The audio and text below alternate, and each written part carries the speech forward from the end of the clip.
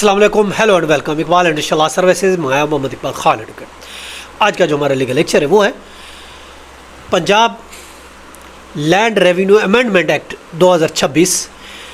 2026 में Punjab land revenue जो act है उसमें अमेंडमेंट की गई है। Punjab land revenue amendment ordinance 2026, इसके तहत सेक्शन 161 में अमेंडमेंट की गई है। पंजाब रेवेन्यू एक्ट था 1967 का। पंजाब रेवेन्यू एक्ट 1967 में अब अमेंडमेंट जो की गई है उसके तहत अब पार्टीशन का सूट के लिए की गई है, जिसके तहत पार्टीशन के सूट के बारे में मुकदमात जिसकी अपील डिस्ट्रिक्ट कलेक्टर के पास फाइल होती है और वो ही फाइनल करता है। अब दूसरी अपील नहीं होगी।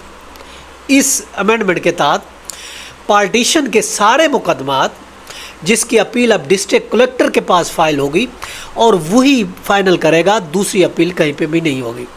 इससे पहले जिनकी दूसरी अपील पार्टीशन के केस में डिवीजनल कमिश्नर के पास या एडिशनल डिवीजन कमिश्नर के पास होती थी या फिर अभी तक वो पेंडिंग है, वो वापस रजिस्ट्रार बोर्ड ऑफ रेवेन्यू के पास चली जाएगी और मज़ीद समाअत के लिए।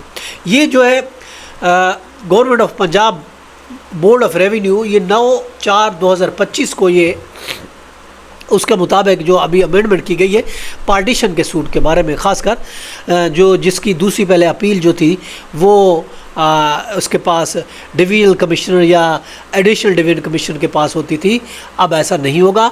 अब पार्टीशन के जितने भी केसेस हैं अब उसकी डिस्ट्रिक्ट कलेक्टर के पास ही फाइल होगी उसकी अपील और दूसरी अपील नहीं होगी। पहले तो यही होती थी कि आप दूसरी अपील जो है पार्टीशन के केस के हम डिवीजनल कमिश्नर के पास फाइल करते थे, अब फाइल नहीं करते थे।